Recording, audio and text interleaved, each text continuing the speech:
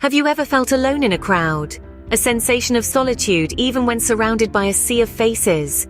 Much like an echo in a cavernous space, this is a feeling that resonates with the tale of the Empress.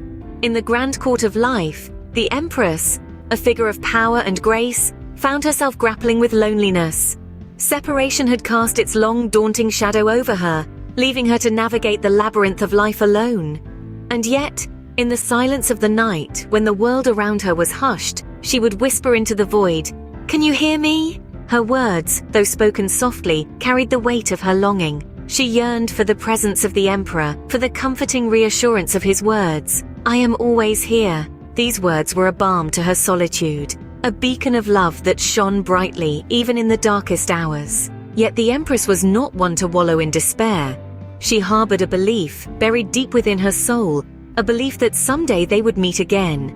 She held on to the hope that the Emperor would step forward, confess his love, and fill the void that separation had carved within her. But until that day, the Empress made a decision not to reach out, not out of ego, but out of self-love.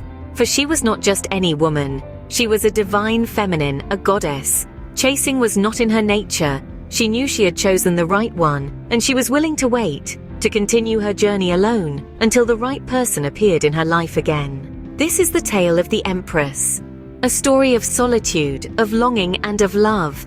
A journey through the shadows of separation towards the light of self-love. Remember, even in the darkest of times, the voice of the Empress echoes, resonating with strength and resilience. Can you hear me?